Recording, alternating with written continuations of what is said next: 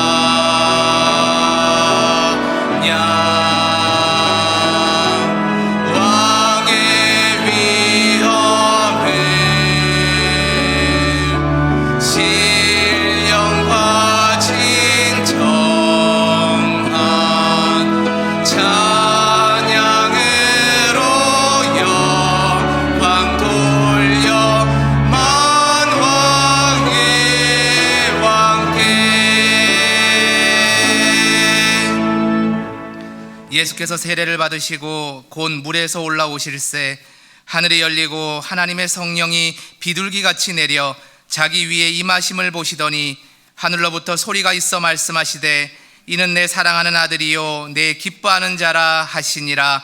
하나님은 영이시니 예배하는 자가 영과 진리로 예배할지니라. 아멘.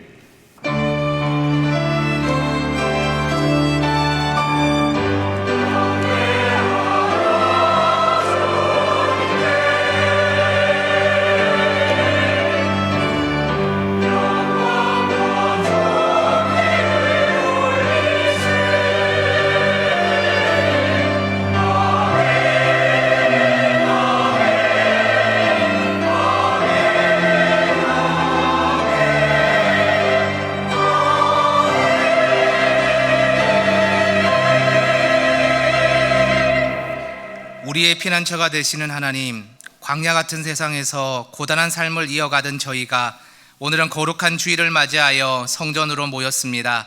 은혜를 사모하는 주님의 백성을 넓으신 품에 품어주시고 예비하신 말씀과 은혜로 메마른 심령을 충만하게 하옵소서. 상한 마음을 어루만지사 평안을 주시고 지친 몸에 새 힘을 다하사 회복을 주옵소서.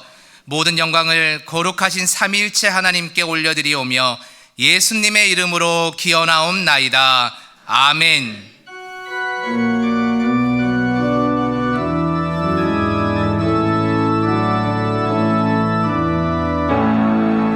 하늘의 문을 여소서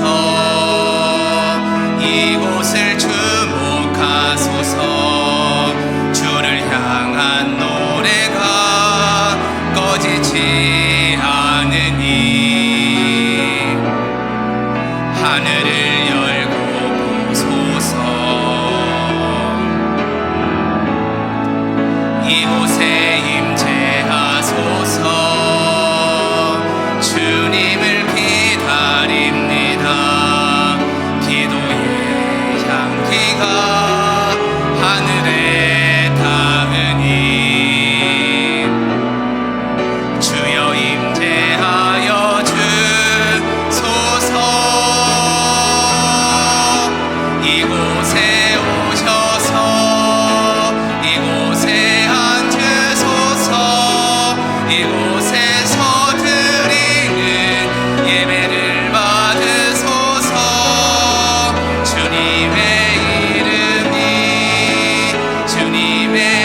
이름만이 오직 주의 이름만 이곳에 있습니다.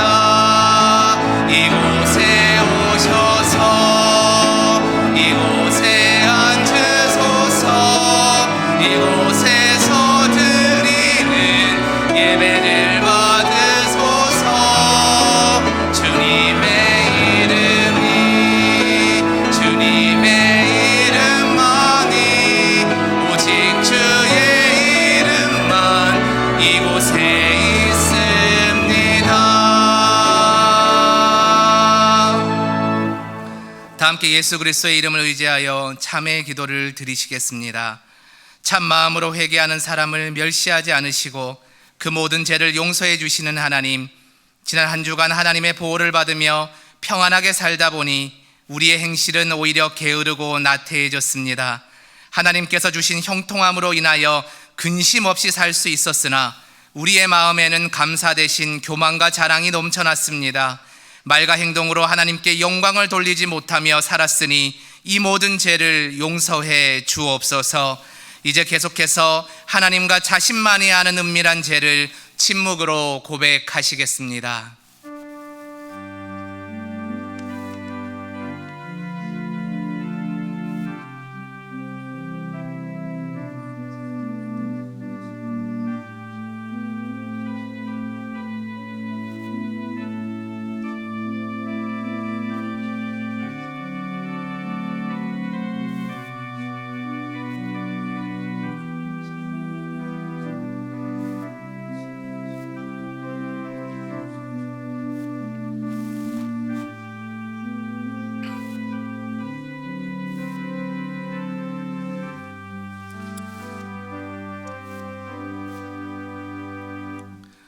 여기 하나님께서 우리에게 주신 용서의 말씀이 있습니다.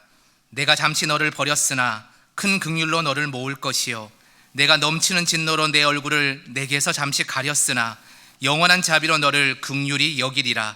내 구속자 여호와께서 말씀하셨느니라. 그러므로 이제 그리스도 예수 안에 있는 자에게는 결코 정죄함이 없느니라. 아멘. 다 함께 사도신경으로 우리의 신앙을 고백하시겠습니다. 나는 전능하신 아버지 하나님, 천지의 창조주를 믿습니다. 나는 그의 유일하신 아들 우리 주 예수 그리스도를 믿습니다. 그는 성령으로 잉태되어 동정녀 마리아에게서 나시고 본디오 빌라도에게 고난을 받아 십자가에 못 박혀 죽으시고 장사된 지 사흘 만에 죽은 자 가운데서 다시 살아나셨으며 하늘에 오르시어 전능하신 아버지 하나님 우편에 앉아 계시다가 거기로부터 살아있는 자와 죽은 자를 심판하러 오십니다. 나는 성령을 믿으며 거룩한 공교회와 성도의 교제와 죄를 용서받는 것과 몸의 부활과 영생을 믿습니다. 아멘.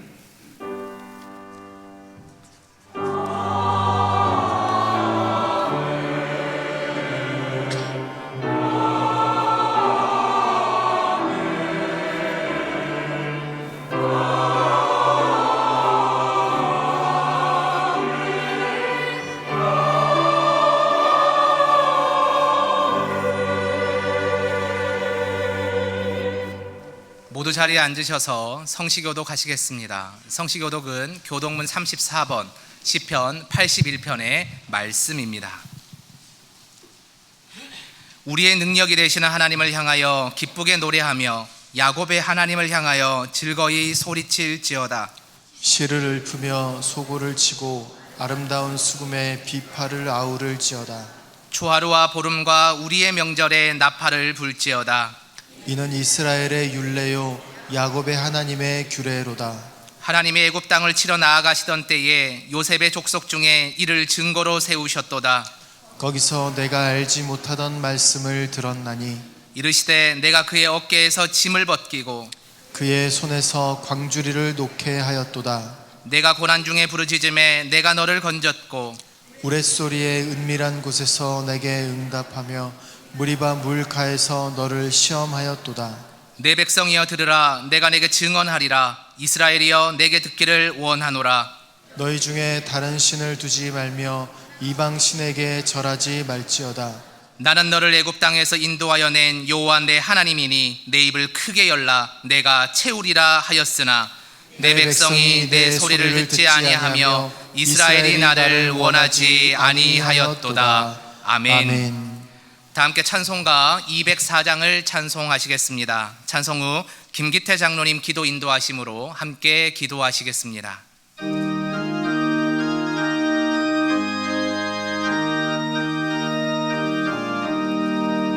주의 말씀 듣고서 준행하는 자는 반석 위에 터 닦고 집을 지음 같아. 비가 오고 물 나며 바람 부딪혀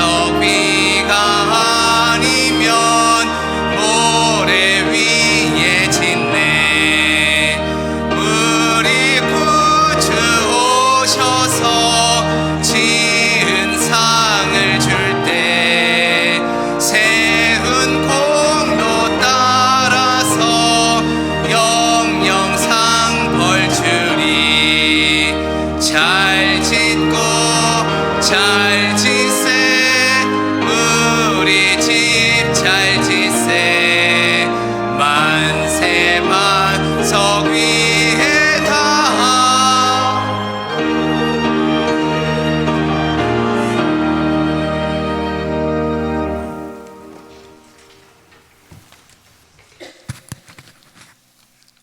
거룩하시고 영광의 하나님, 죄로 인해 영원히 죽을 수밖에 없는 저희 죄인들을 위해 독생자 예수 그리스도를 보내주시어 구원하여 주시고 이 땅과 천국에서 하나님과 동행하는 삶을 허락하여 주신 하나님의 은혜에 영광과 찬송을 올려드립니다. 사랑의 아버지 하나님, 2024년도 새해를 기쁜 마음으로 맞이하게 하심을 먼저 감사드리오며 지난 날들의 저희들의 죄와 허물을 주님 앞에 다 아뢰오니 용서하여 주시고 그리스도 예수 안에서 새롭게 하여 주시며 다시 새로운 마음으로 결단하며 시작할 수 있도록 하여 주시옵소서. 자비로우신 하나님, 이 시간 나라와 민족 그리고 지구촌 백성들을 위하여 기도합니다. 지금도 세계 곳곳에서는 각종 전쟁과 재난으로 또는 포악한 정권을 피하여 또는 자유를 찾아 고향과 국가를 떠난 난민 등 고통에 처해 있는 사람들이 많습니다. 하나님의 형상으로 지음받은 이 모두가 조건 없이 하나님의 사랑을 받아 누릴 수 있도록 하여 주시고 저희들에게 은혜를 베풀어 주시며 믿는 저희 그리스도인들을 통해 선한 사마리아인과 같은 그들의 진정한 이웃들이 되게 하여 주시옵소서. 전능하신 하나님, 교회의 선교 사역을 위해 기도합니다. 한국 교회와 선교단체 그리고 각 선교사들에게 이 2024년이 새로운 각성과 하나님 나라의 비전으로 복음을 회복하게 되게 하여 주시옵소서. 우리들의 모든 삶의 목적이 세상의 욕망을 추구하는 것이 아니요 그리스도 예수님을 통한 하나님의 아가페적인 사랑을 우리 이웃들에게 전하게 하시옵소서. 성령님의 인도 따라 전도와 선교 등 믿음의 발걸음을 딛게 함으로써 주의 나라와 주의 역사가 온전히 나타나게 하여 주시옵소서. 이 나라와 민족이 먼저 하나님을 두려워하게 하시옵소서. 하나님 나라와 공의가 추구되는 삶이 있게 하여 주시옵소서. 정치, 군사, 외교, 경제, 사회, 문화, 언론, 예체능 등 사회 모든 영역에서 하나님의 말씀이 바로 서게 하시며 예수 그리스도의 십자가 사랑을 통한 인류 구원의 메시지가 곳곳에서 울려 퍼지는 복된 나라가 되게 하시옵소서. 우리 교회를 위해서 기도합니다. 영업으로부터 작년에 이르기까지 모든 성도들이 더욱더 하나님을 알게 하여 주시옵소서. 재직들의 헌신과 섬김의 손길을 축복하시어 이 교회와 지역사회 속에 그리스도의 은혜를 통한 하나님의 나라가 누룩과 같이 퍼져 확장되어 나가게 하여 주시옵소서. 이제 정홍열 목사님을 통해 선포되는 하나님의 말씀을 저희 모든 성도들이 아멘으로 받아들이게 하시옵소서. 더욱 예수 그리스도를 닮아가게 하시며 그 십자가의 길을 따라가는 제자들의 삶이 있게 하여 주시옵소서. 정성으로 준비하여 올려드리는 예루살렘 찬양대의 찬양을 기뻐 받으시오며 예배 안내 등으로 수고하는 손길들도 기억하시고 은혜와 축복을 내려 주시옵소서. 각종 질병과 환난으로 인해 이 자리에 함께 하지는 못하는 지체들을 불쌍히 여기시어 그들을 치료하시고 회복시켜 주시며 강건케 하시옵소서. 이 모든 간구를 인류의 참 소망이신 주 예수 그리스도의 이름으로 기도드리오며 이제 주님께서 가르쳐 주신 기도로 다 함께 기도드리오니 하늘에 계신 우리 아버지, 아버지의 이름을 거룩하게 하시며 아버지의 나라가 오게 하시며 아버지의 뜻이 하늘에서와 같이 땅에서도 이루어지게 하소서. 오늘 우리에게 일용할 양식을 주시고 우리가 우리에게 잘못한 사람을 용서하여 준 것 같이 우리 죄를 용서하여 주시고 우리를 시험에 빠지지 않게 하시고 악에서 구하소서. 나라와 권능과 영광이 영원히 아버지의 것입니다. 아멘.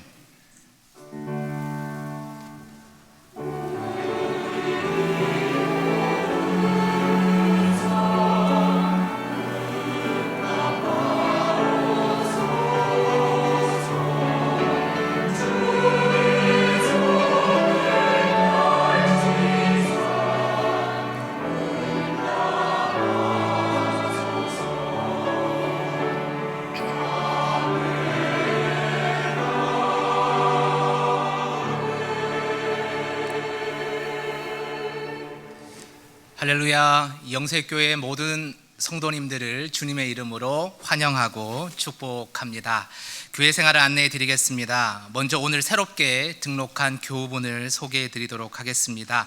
조석건 집사님의 여동생이 되시는 조은영 성도님께서 오늘 예배에 와 주셨습니다. 잠시 자리에 일어나 주시겠습니까? 네, 함께 기도하시겠습니다. 사랑과 은혜가 많으신 하나님 아버지, 오늘처럼 귀하고 아름다운 날 조은영 성도님을 영세교회로 불러주시고 하나님의 자매로서 함께 예배하며 교제할 수 있는 시간 허락하심에 감사를 드립니다. 앞으로 우리 조은영 성도님 영세교회에서 신앙생활 하시는 모든 순간이 기쁨과 감사함으로 가득가득 채워지게 하여 주시고 늘 성령 충만함을 누리며 하나님이 주시는 놀라운 생명의 복을 누리며 살아갈 수 있는 귀한 한 해의 시간들 되게 하여 주옵소서. 가정과 주변의 모든 관계 위에도 복을 더하여 주셔서 함께하는 모든 공동체가 우리 조은영 성도님을 통해서 하나님의 사랑과 은혜를 누리는 한 해가 되게 하여 주옵소서. 온전히 주님께서 귀한 자매의 인생을 인도하실 것을 고백하오며 예수님의 이름으로 간절히 기도드리옵나이다. 아멘. 이 시간 박수로 환영하겠습니다. 네, 자리에 앉아 주십시오. 네, 우리 주보 참조하셔서 교회 소식을 들으시면 되겠습니다. 먼저 예배란입니다. 오늘 1, 2, 3부 설교는 영세교회 협동 목사님이신 정옥열 목사님께서 해주십니다. 은혜의 시간이 되시기를 바랍니다. 전 직분자 및 재직 수련회가 다음 주일 찬양 예배 시간에 있습니다. 높은 뜻 광성교회를 섬기시는 이장호 목사님께서 강사로 오십니다. 참여하셔서 결단을 새롭게 하는 전 직분자 및 재직 여러분들 되시기를 소망합니다. 훈련날입니다. 다음 세대 교육부 청소년 교회 겨울 수련회 일정이 주보에 나와 있습니다.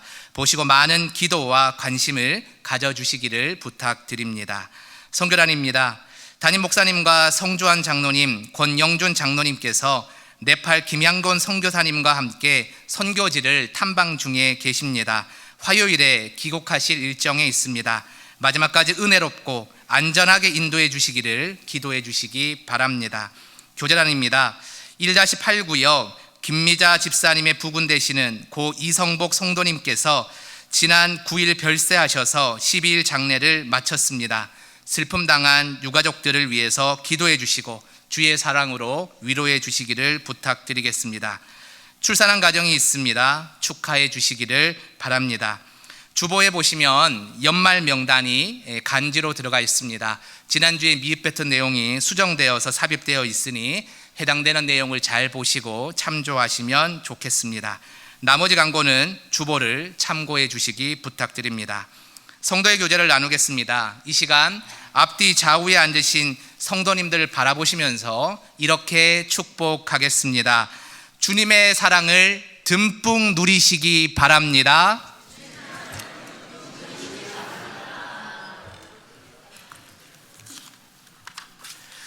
이번 주간을 위해 우리에게 주시는 하나님의 말씀은 신약성경 고린도후서 4장 16절에서 18절까지의 말씀입니다. 고린도후서 4장 16절에서 18절까지의 말씀, 신약 290면에 있습니다. 이제 하나님의 말씀을 봉독하겠습니다. 그러므로 우리가 낙심하지 아니하노니 우리의 겉사람은 낡아지나 우리의 속사람은 날로 새로워지도다. 우리가 잠시 받는 환난에 경한 것이 지극히 크고 영원한 영광에 중한 것을 우리에게 이루게 함이니 우리가 주목하는 것은 보이는 것이 아니요 보이지 않는 것이니 보이는 것은 잠깐이요 보이지 않는 것은 영원함이라. 아멘.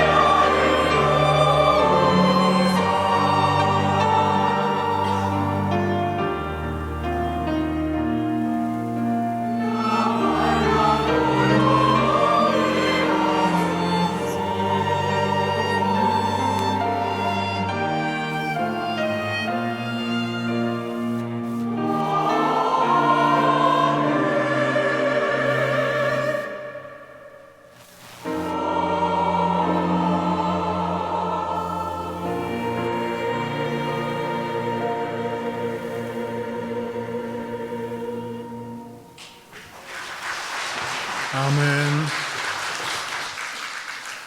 감사합니다. 제가 영세교회에 처음으로 온 날이요, 1990년 5월 첫 주일이었습니다. 올해가 34년이 되는 해입니다. 제가 그날 본당 저기 앞 계단을 올라오는데요, 그때 어떤 분이 저를 맞이하셨는데, 우연히 만나서 저를 맞이해 주셨는데, 그분이 권성택 장로님이셨어요. 저를 딱 보시면서 잘 오셨습니다 인사하고는요, 저는 전도사님을 잘 알고 있습니다, 이게 첫 인사였어요. 그래서 저는 상당히 당황했습니다. 저를 처음 보는 분이 저를 잘 알고 있다고 하니까 갑자기 뭔가 신상이 털리는 느낌이 들었습니다. 어떻게 저를 잘 안다고. 그래서 어떻게 해요? 라고 제가 되물었는데 그냥 씩 웃으시고 답을 안 해주셔요. 짓궂으시죠.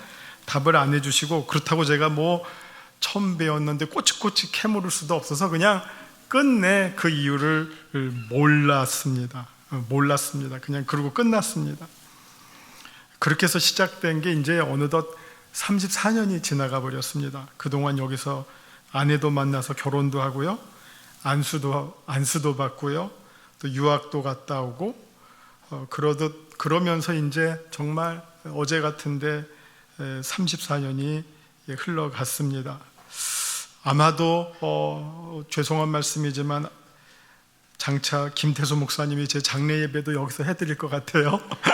저보다 어르신들 많이 계신데 죄송한 말씀입니다. 그럴 것 같습니다. 죽을 때까지 어쨌든 영세교회 성도로 머물 것 같습니다. 누가 오라 그러는데 안 가려고 합니다.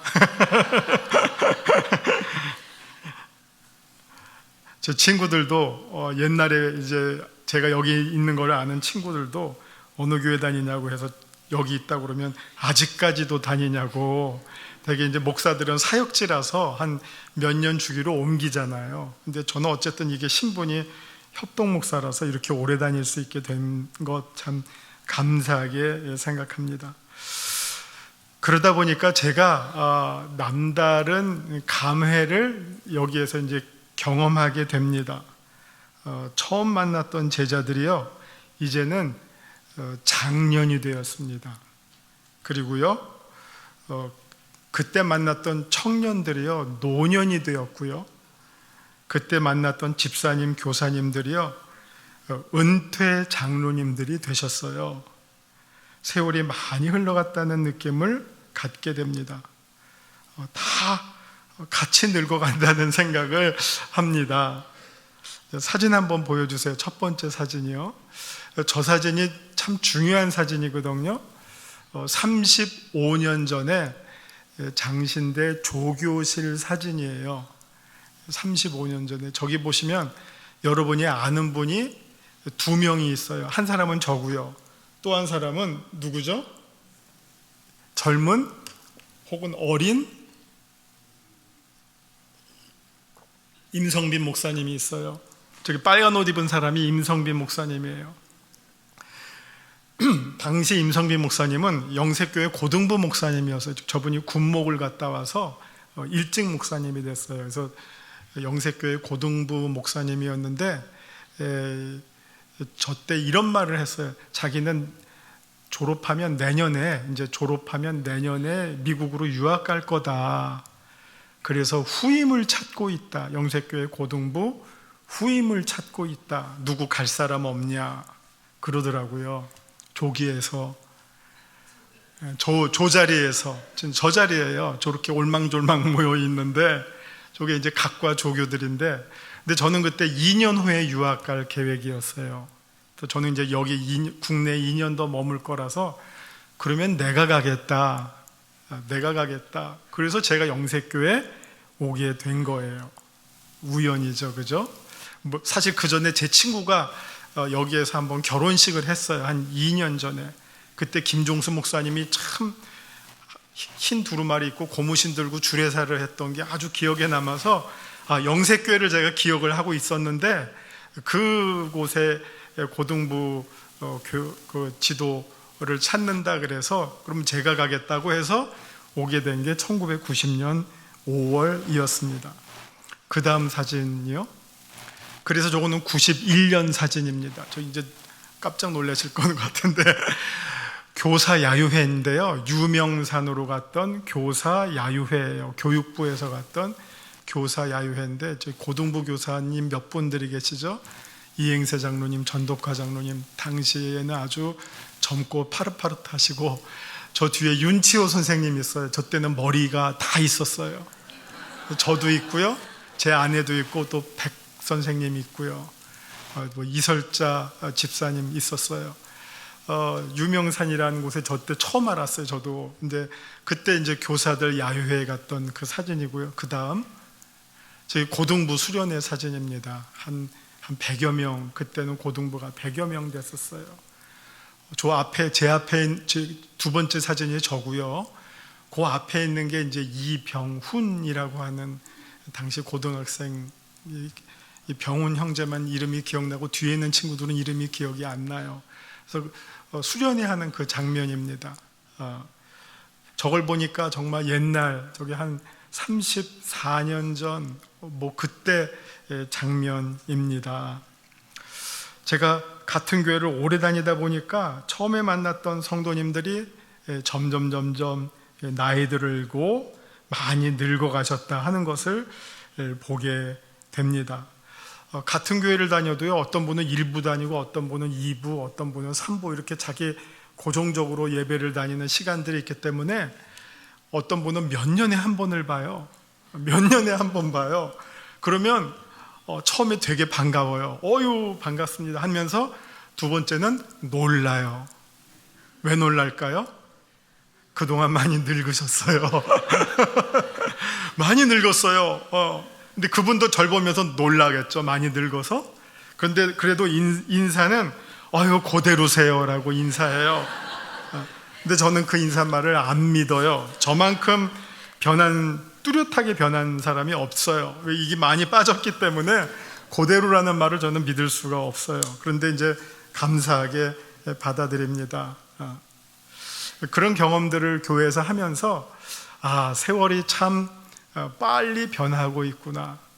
교회 오래 다니다 보니까 성도님들을 만날 때마다 세월이 흘러가고 있다는 것을 실감을 합니다. 또 최근에 이제 저희 어머니 또 천국 가시면서 어머니가 몇 년 사이에 막 급격하게 무너지는 것을 보면서 오늘 본문처럼 겉사람이 낡아지고 늙어가고 무너지는 것을 아주 실감하게 되면서, 또 제가 그동안 최근에 몇 년 동안 우리 성도님들 보면서 오늘 이 말씀을 한번 나누어야 되겠다 하는 생각을 하게 되었습니다. 겉사람은 낡아지지만 그런데 우리가 낙심하지 않는데 그 이유가 무엇이냐? 속사람이 새로워진다. 이 말씀이 있기 때문에 우리는 낙심하지 않는다 하는 것입니다.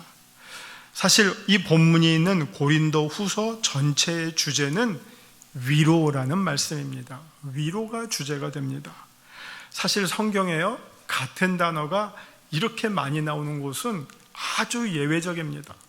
여러분이 알고 있는 단어는요, 마태복음 1장, 낳고 성경 읽으면 정말 낳고 때문에 성경 닫잖아요. 누가 낳고 족보를 말하려니까 어쩔 수가 없는데, 어떻게 보면 정말 의미 없는 낳고가 나오는데, 이 고린도 후서 1장을 보시면요, 3절부터 7절까지 위로라는 말이 매 절마다, 고린도후서 1장 3절부터 7절까지 매 절마다 위로라는 단어가 최소한 한 번, 많으면 3번까지 매 절마다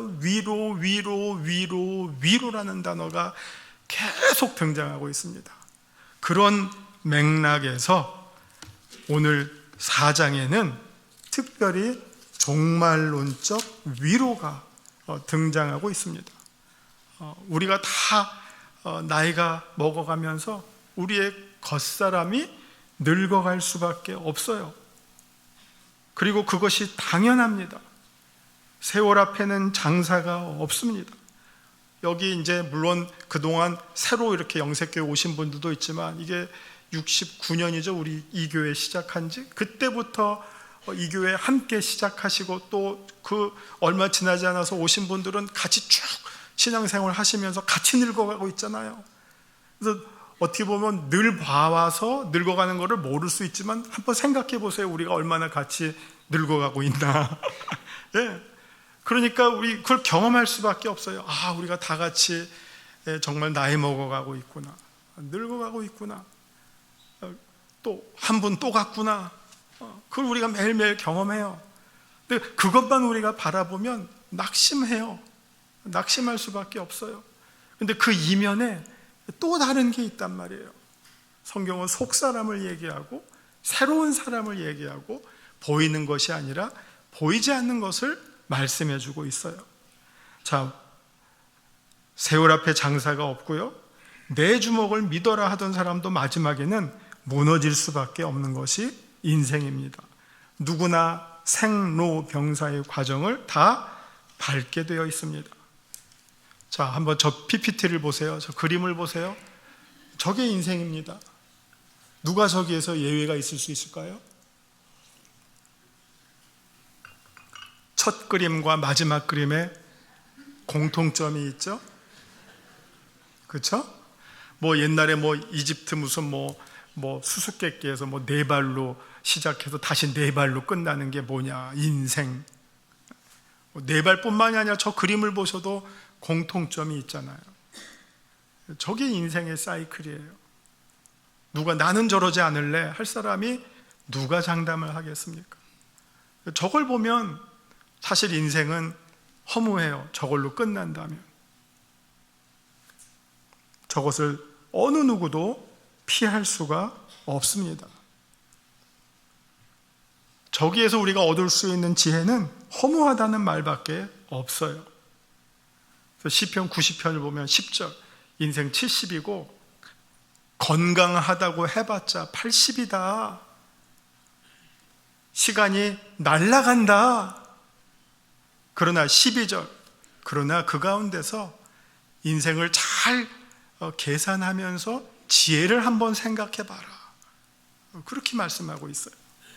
거기서 지혜를 생각해봐라 라고 하는 그 말씀이 사도 바울이 오늘 가르쳐주고 있는 겉사람이 아니라 속사람을 한번 생각해봐라 하는 그 말씀입니다.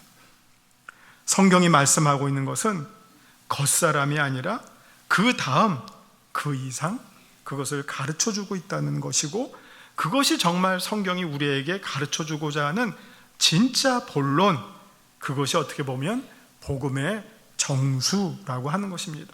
우리의 겉사람은 낡아지더라도 우리가 낙심하지 않는 진짜 이유가 있는데, 그것은 바로 우리의 속사람이 새로워지기 때문이라는 것입니다. 그런데 속사람이 뭡니까? 참 어려워요. 여러분 나중에 저기 세상에 나가서 보통 사람들한테 속사람이 뭔지 아세요? 라고 한번 물어보세요. 속사람.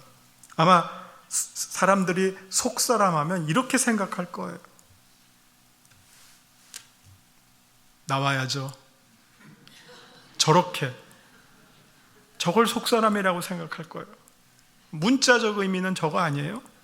속사람. 이게 겉사람이면 우리가 사진으로 찍어서 디카로 찍어서 나오는 게 우리의 겉모습. 우리 엄청 찍어대잖아요. 예, 막 셀카 찍고. 그게 겉사람이면 속사람은 저런 거죠. 엑스레이, CT, MRI. 내 안에 내 속모습. 종양이 있습니다. 암덩어리가 있네요. 어디가 막혔네요. 핏줄이 막혔네요. 저걸 사람들은 속사람이라고 생각할 거예요. 그러나 오늘 본문에서 말하는 속사람은 저게 아니에요. 저 속사람은요, 겉사람의 안쪽 모습일 뿐이에요. 저게 진짜 속사람이 아니죠. 저 속사람 겉과 함께 썩어질 거예요. 겉모습이 죽어갈 때 저 속모습은 남아있나요? 똑같이 사라지죠. 똑같이 늙어가죠. 껍질이 죽을 때 저 속모습은 안 썩나요? 어렵죠. 성경이 말하는 속사람 어떤 모습일까요? 참 어렵죠. 그 속사람을 어떻게 설명할까요? 그래서 한번 비슷하게 한번 설명해 봤어요. 보여주세요. 한번 보세요. 하나님의 손이 작은 씨앗과 같은 내 안에서 하나하나 만들어 가세요. 키워 가시고 만들어 가시고 마치 호흡을 불어 넣어 주시면서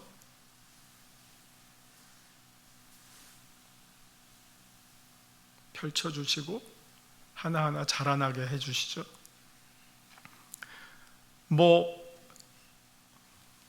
저렇게 이제 우리를 새로운 피조물로 만들어 주시는 어쩔 수 없이 저렇게밖에 표현을 못 하는데 저것도 하나의 그림자에 불과하겠죠. 우리 안에 말로 설명할 수 없는 정말 영생으로 이어지는 새로운 피조물로 이어지는, 어떻게 보면 첫 번째 창조가 아닌 새로운 창조, 영생을 향한 구원받은 새로운 삶으로 하나님께서 만들어 주시는 새로운 생명, 마치 한 알의 밀알이 죽어서 새로운 싹으로 태어나는 것, 그 생명을 우리가 속사람이라고 표현할 수 있을 것입니다. 그래서 이 겉사람과 속사람이라고 하는 이 비유가 아주 이해하기가 쉽지 않은 것처럼, 그래서 사도 바울은 이것을 또 다른 비유를 통해서 우리에게 가르쳐 주었는데, 그게 바로 옛사람과 새사람, 똑같은 맥락이에요. 겉사람과 속사람처럼 옛사람과 새사람이라고 하는 또 하나의 다른 비유지만 내용은 똑같아요. 옛사람과 새사람이라고 하는 또 하나의 비유, 에베소서 4장에서 죄에 얽매였던 옛사람, 구원받은 새사람, 어둠의 자녀였던 옛사람, 빛의 자녀인 새사람, 버려졌던 옛사람, 구원받은 새사람, 사탄의 자녀였던 옛사람, 하나님의 자녀인 새사람, 새롭게 설명해 주고 있다는 하는 것입니다. 그걸 다시 저렇게 설명하면 겉사람은 무엇과 같으냐? 옛사람과 같은 맥락이에요. 겉사람으로 머물러 있으면 옛사람에 머물러 있어요. 이 사람은 죽을 수밖에 없는 사람이에요. 우리가 다 죽죠? 겉사람은 다 죽죠? 안 죽을 사람이 누가 있습니까? 옛사람으로만 머물면 우리는 다 죽을 수밖에 없는 죄인이에요. 그러나 우리가 겉사람으로부터 우리의 속사람이 생겨서, 속사람이 살아나서 새로운 사람으로 거듭나게 된다면 우리는 죽음을 넘어 영생에 이르게 되는 것, 이것이 바로 하나님께서 우리에게 정말로 주시고자 하는 구원의 새로운 선물이라고 하는 것이죠. 하나님께서 우리에게 독생자를 주신 그 이유가 무엇입니까? 멸망치 않고 영생을 얻게 하려 하시기 위해서 독생자를 주신 이유고, 그것이 바로 우리 안에 겉사람은 우리가 죽어가지만, 낡아지지만 속사람을 새롭게 해서 우리로 하여금 새 사람이 되게 해서 영생에 이르게 하기 위한 것, 그것이 우리를 향한 하나님의 진정한 뜻이라고 하는 것입니다. 우리가 구원받지 못하면, 예수를 믿지 않으면 겉사람으로 살다가 옛사람으로 죽고 말지만, 구원받게 된다면 겉사람으로 살다가 속사람이 살아나서, 옛사람은 죽지만 속사람이 살아나서 새 사람으로 살게 되는 것, 이것이 바로 복음의 아주 결정적인 내용이 된다는 것입니다. 그리고 이것이 바로 성도의 어떻게 보면 운명이라고 하는 것입니다. PPT 7번 한번 보여주세요. 자, 성도의 운명, 이렇게 한번 설명할 수 있습니다. 썩을 것으로 우리가 심었지만 썩지 아니할 것으로 거두고, 이거 고린도전서 15장의 부활장에서 설명하고 있는 내용입니다. 우리가 이 땅에서 썩을 것으로 심었지만 썩지 아니할 것으로 거두고, 육의 몸으로 살았지만 신령한 몸으로 부활하게 될 것이고, 고린도후서 5장으로 설명하면 땅의 장막집이 무너지면 하늘로부터 손으로 짓지 아니한 하늘의 집, 영원한 집으로 우리가 덧입게 되는 것, 이것이 성경에서 우리에게 가르쳐주고 있는 이 땅에서의 우리의 운명과 하늘에서의 영원한 운명, 겉사람과 속사람, 옛사람과 새사람의 운명을 대조적으로 가르쳐주고 있는 내용입니다. 고린도후서 5장의 내용을 다시 한번 이렇게 설명해 드리겠습니다. 이 고린도후서 5장을요, 이게 글로 읽으면 저 이미지가 생각이 안 돼요. 한글로 읽으면 저 이미지가 떠오르지를 않아요. 여러분 아시는 것처럼 사도 바울은 텐트를 만드는 직업이었어요. 아주 학식으로는 뛰어난 랍비였지만 직업으로는 텐트를 만드는 장인이었어요. 그렇기 때문에 그의 생각으로는 어떻게 하면 우리의 이 땅에서의 몸과 하늘에서의 몸, 이 땅에서의 삶과 하늘에서의 삶을 비교할 수 있을까를 자기의 직업을 통해서 한번 비유를 소개한 거예요. 근데 소개하다 보니까 늘 하던 게 뭡니까? 텐트를 만드는 거 아니었어요? 그러니까 그거를 텐트를 통해서 비교를 한 거예요. 그럼 이 땅에서의 우리의 몸은 무엇과 같으냐? 텐트와 같다. 그리고 하늘에서의 우리의 몸은 무엇과 같으냐? 집과 같다. 여러분 여기서 구분을 해야 돼요. 텐트와 집을 구분을 해야 돼요. 이게 우리 한글 성경에는 장막집, 저쪽에는 하늘에서는 뭐라고 썼죠? 하늘에서는 지은 집, 영원한 집. 이거는 이러니까 구분이 잘 안 돼요. 우리의 텐트를 장막집이라고 하고 하늘에 있는 거는 영원한 집, 둘 다 집이라고 하니까 구분이 안 돼요.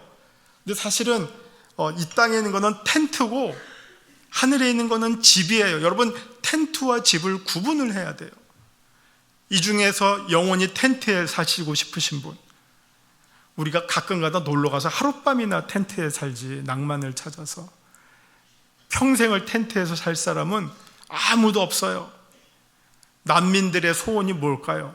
하루빨리 텐트에서 벗어나서 집으로 돌아가는 것, 그거죠. 그래서 저 그림을 찾을 때요, 무슨 요새 그 텐트들 있잖아요. 그 아웃도어 메이커에서 텐트 만드는 거, 그 그림을 안 찾고요, 저 허접한 텐트를 찾았어요. 그래야지 여러분들이 오해를 안 해요. 그 예쁜 텐트를 딱 그림을 하면 예쁘다, 저기서 한번 자보고 싶다, 그거 아니거든요. 그럼 또 오해를 해요. 그래서 저 무너지는 텐트를 해야지 이게 바울의 의도에 맞는 거예요. 무너지는 텐트, 저게 이 땅에서의 무너져갈 우리의 모습이고, 영원한 우리가 거할 곳이 어디냐? 천국을, 물론 저 동화 같지만 두 개의 그 비교의 차이를 우리가 인식해야 한다는 겁니다. 바울이 그렇게 비교해 주고 있어요. 그렇기 때문에 저 텐트가 무너진다고 해서 낙심하지 말자, 슬퍼하지 말자. 왜? 저기가 있다. 주님께서 승천하시면서 제자들에게 뭐라고 하셨죠?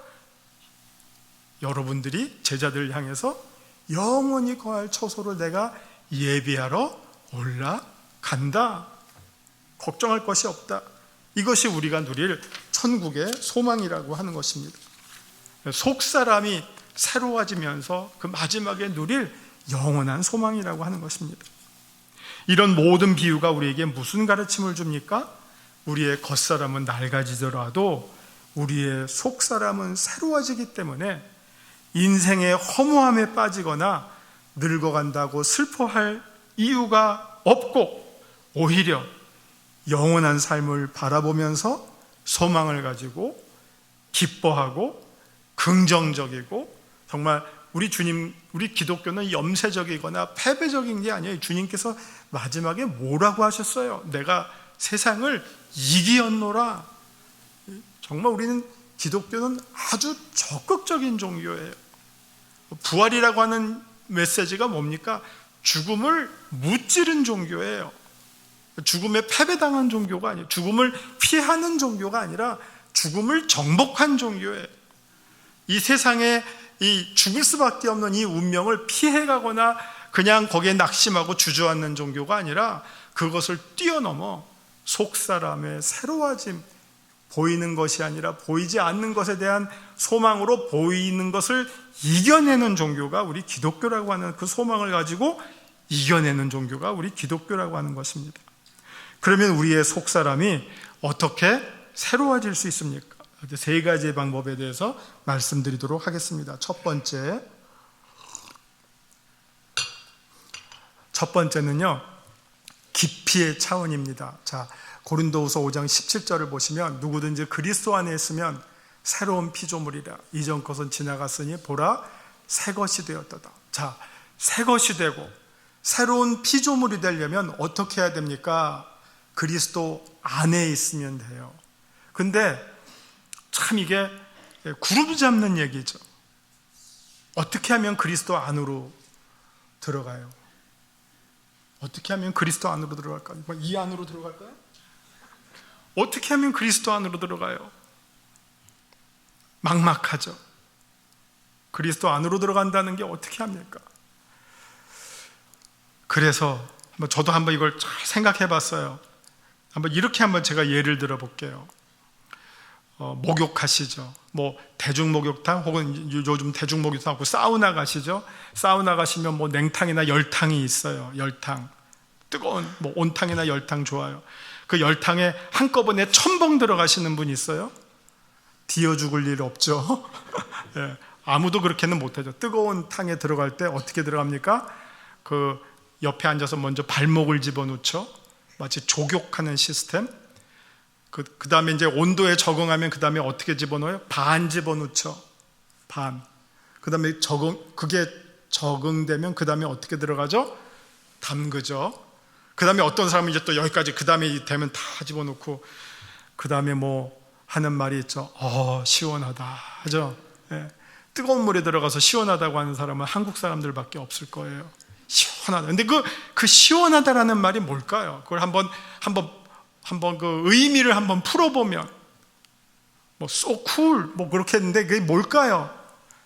아마 존재의 충만함, 어떤 그 뜨거운 물에 내가 온전히 사로잡힘. 우리 아까 예배 시작할 때 임재라고 하는 찬양을 하는데 그 임재의 찬양이 뭐니까 이 안에 성령님의 충만한 임재가 가득 빽빽하게 들어차고 성령 하나님의 임재가 가득 차서 그 안에 우리 성도님들이 들어오는 느낌. 그게 예배의 어떤 진정한 모습 아니겠어요? 그런 것처럼 그 욕탕 안에 내가 풍성히 그냥 잠기는 것.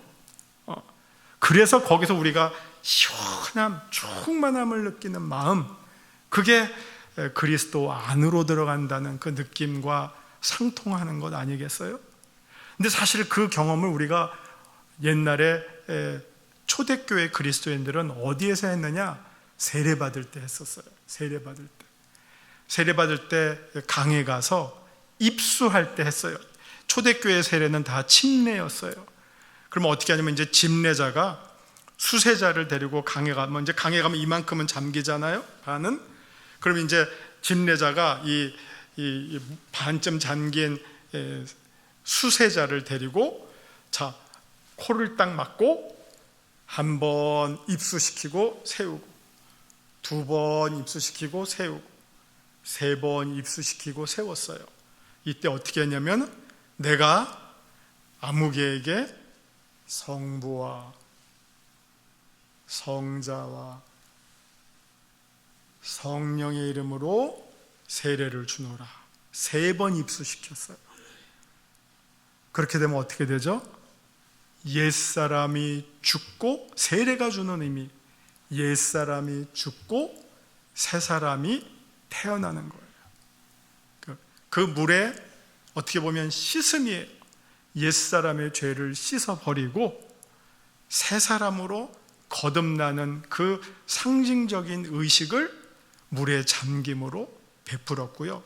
그것이 바로 그리스도 안에 있으면 새로운 피조물이라. 보라, 이전 것은 지나갔으니 새 것이 되었도다 선포하는 거예요. 그걸 우리가 경험하면 돼요. 그럼 우리는 매일매일 그걸 어떻게 경험할까요? 아주 구체적으로. 그래서 제가 하나의 예를 드리면, 여러분 샤워를 하시잖아요. 집에서 샤워하시죠? 샤워할 때마다 시원하다 할 수도 있잖아요. 아니면 따뜻하다 할 수 있죠? 그 샤워 물이 쏟아질 때마다 그렇게 연상을 하세요. 지금 그리스도께서 나를 씻으신다. 그 쏟아지는 물로 지금 내 죄를 씻고 나를 정결하게 하신다. 샤워할 때마다 마치 세례받는 것처럼 지금도 나를 정결케 매일매일 정결케 하시옵소서. 내가 그리스도 안으로 들어갑니다. 그럼 여러분 매일매일 새로워지는 거예요. 이건 상징적인 의미지만 새로운 피조물로서의 경험을 여러분의 일상생활 속에서 경험하실 수가 있고 누릴 수가 있어요. 은혜 안으로 깊이 들어가실 수가 있어요. 두 번째, 이번에는 높이의 차원입니다. 에베소서 4장 13절인데 이제 15절까지 읽으시면 우리가 다 하나님의 아들을 믿는 것과 아는 일에 하나가 되어 온전한 사람을 이루어 그리스도의 장성한 분량이 충만한 데까지 이르리니예요. 이번엔 자라나는 거예요. 그 다음에 15절 보시면 우리가 다 어린아이와 같지 아니하고 자라난다고 했어요. 자, 예수 믿는 사람들이 참 하여튼 조잡하거나 어리석거나 이런 것이 아니라 정말 고상하고 고결하고 숭고하고 정말 수준이 있고 거룩하고 자라나는 것. 자라난다는 것이 무엇입니까? 계속 새로워지는 거 아니에요. 이만큼 자라나면 이만큼 새로워지는 거 아니에요. 이만큼 자라면 그만큼 새로워지는 거. 매일매일 그리스도의 장성한 분량에 이르도록 점점 자라나려고 애쓰는 만큼 새로워지는 거예요. 이건 우리가 다 할 수 있어요. 죽을 때까지. 이 자라남은요, 그러니까 인테그레이션이에요. 그냥 계속 자라날 수 있는 거예요. 한도가 있는 게 아니에요. 그리스도의 장성한 분량 완전히 이르도록 자라나는 것, 이것을 통해서 우리의 속사람이 새로워지는 것, 그것을 우리가 할 수 있다는 것입니다. 세 번째는 관계고 밀도예요. 사랑의 관계, 사랑의 밀도. 여기에는 두 가지의 차원이 있는데 요한복음 15장 12절이 있고요, 9절이 있어요. 곧 내 계명은 곧 내가 너희를 사랑한 것 같이 너희도 사랑하라 하는 이것이니. 그러니까 우리가 서로 사랑하는 것. 또 하나는 9절은 그리스도의 사랑 안에 거하는 것.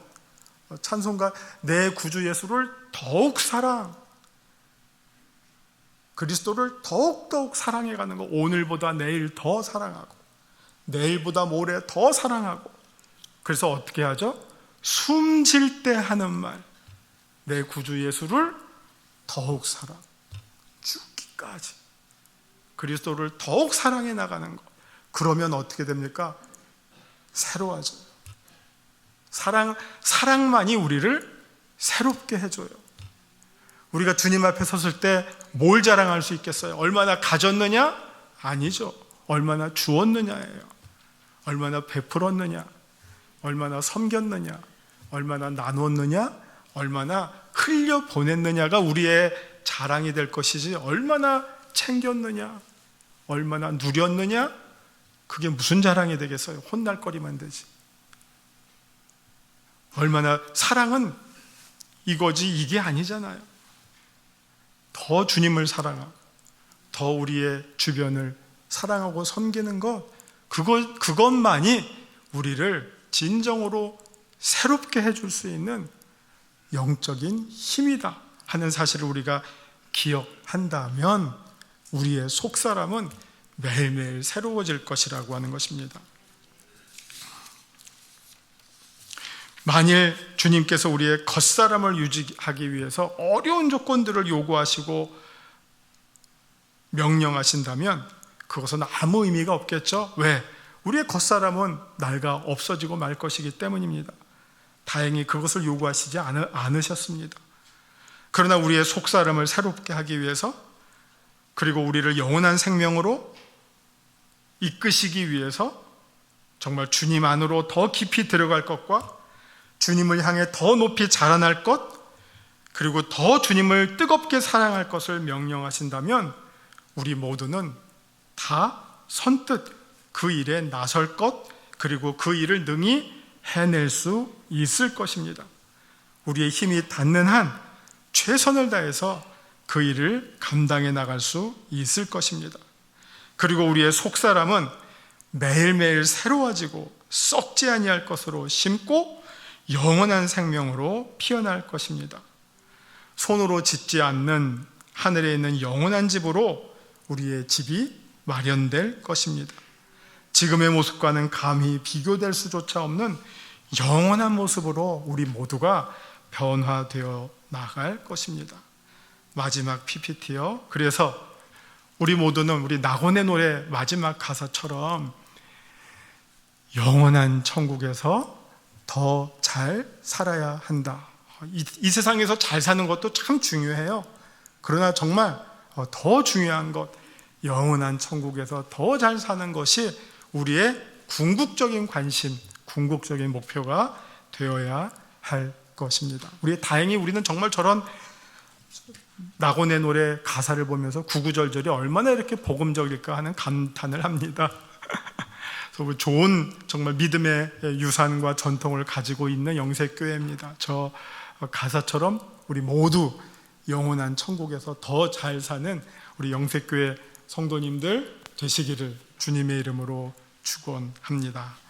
이제 모두 우리 함께 합심기도 하시겠습니다. 우리가 정말 겉사람은 낡아지지만 속사람이 새로워지는 소망을 가지고 함께 기도하시겠습니다. 하나님 아버지, 우리가 이 땅에 살면서 생로병사, 겉사람이 낡아지고 죽음의 운명을 피할 수 없습니다. 우리가 이것만 바라보고 산다면 낙심하고 절망하고 우리의 인생을 슬퍼할 수밖에 없지만, 그러나 하나님께서 우리 가운데 구원의 말씀을 주시고 또 복음의 말씀을 전해주시고 영생의 소망을 품어주셔서 우리의 속사람을 새롭게 하시고 새로운 피조물로 만들어주시고 구원에 이르는 기쁨을 전해주셨습니다. 이로 인하여 우리가 주님 앞에 정말 거듭나는 은혜를 누리게 하시고 하나님 나라의 백성으로 살아가게 하심을 감사드립니다. 또 영색교회 안에서 귀한 성도의 교제를 누리게 하심을 감사드립니다. 하나님의 은혜를 우리가 함께 누리는 성도들로서 천국의 기쁨을 함께 나누게 하여 주시옵소서. 하나님 아버지, 우리가 이 땅에 살면서 겉사람만을 바라볼 때 낙심할 수밖에 없고 죽음의 운명을 바라볼 때 슬퍼할 수밖에 없지만, 우리 가운데 하나님께서 속사람을 새롭게 하시는 은혜를 주시고 죽을 수밖에 없는 옛사람이 아닌 영생으로 이르는 새 사람을 주신 것을 바라볼 때 감사와 찬송과 영광을 올려드립니다. 우리가 함께 부름받은 영색교회 교인들로서 서로를 천국으로 초대하고 또 권면하며 성도의 아름다운 교제를 함께 이끌어갈 때 우리의 소망에 이 땅에 두지 말게 하시고 영원한 천국에 두게 하시고 이 땅뿐만 아니라 천국에서도 더 잘 살아나가는 우리 모든 영색교회 성도들 다 되게 하여 주시옵소서. 우리의 겉사람은 비록 낡아지지만 우리의 속사람은 매일매일 새로워지는 소망을 다 같이 누리게 하여 주시옵소서. 예수님 이름으로 감사드리며 기도하옵나이다. 아멘. 함께 찬송가 436장을 찬양하시겠습니다. 4절 찬송하시면서 하나님께 봉헌하시겠습니다.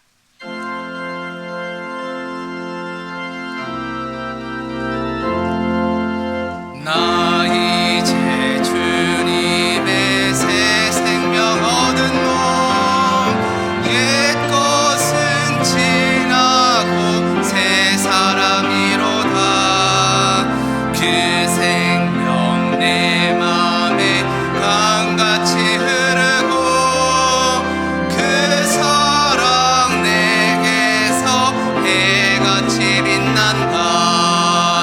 영생을 누리며 주 안에 살리라. 오늘도 내일도 주 안에 살리라. 주 안에 감추인 새 생명 얻으니 이전에 좋던 것 이제는 값없다.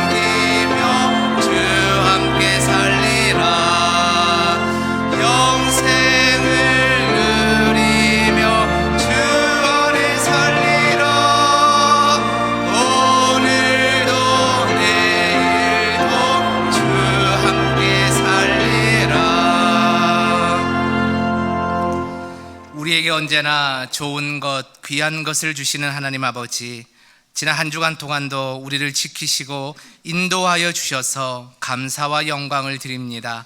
그 은혜에 감사하며 예배 자리에 그냥 나오지 않고 귀한 예물과 그 귀한 예물보다 귀한 믿음을 주님 앞에 드립니다. 이 마음과 이 예물과 이 믿음을 기쁘게 받아 주시옵소서. 성도들의 삶의 자리에 여러 어려움과 고민들 그리고 기도의 제목이 있습니다. 주님께서 이들의 머리털까지도 세시는 사랑이 있으신 줄 믿습니다. 그들 마음의 소원과 아픔, 힘겨움과 불안함을 고쳐주시고 주님의 사랑의 손길로 새롭게 빚어 주옵소서. 그래서 온전히 주님만을 붙들고 일생을 살아갈 수 있는 힘과 능력을 부어 주시옵소서. 나의 나 된 것을 오직 주님의 은혜임을 고백하며 예물 드리오니 이들의 마음을 기쁘게 받으시고 그들의 인생을 친히 인도하여 주옵소서. 이 모든 말씀을 우리를 사랑하시는 예수 그리스도의 이름으로 간절히 기도드리옵나이다. 아멘.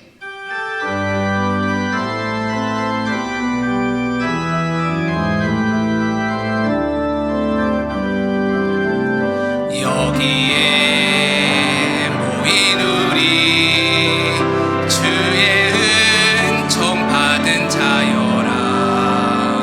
주께서 이 자리에 함께 계심을 하노라.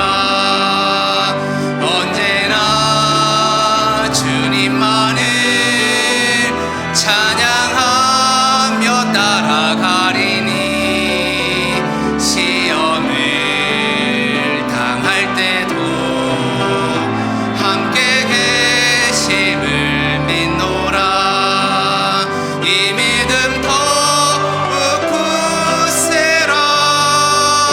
주가 지켜주신다. 어두운 밤에도 주의 밝은 빛 인도하여 주신다. 지금은 우리 주 예수 그리스도의 은혜와 우리 하나님 아버지의 크신 사랑과 성령의 감화, 감동하심이 2024년 새해를 우리의 속사람을 새롭게 하시는 하나님의 은혜를 사모하며 시작하는 영색교회 모든 성도님들 한 분 한 분 위에 이제로부터 영원토록 늘 함께 하옵시기를 간절히 축원하옵나이다. 아멘.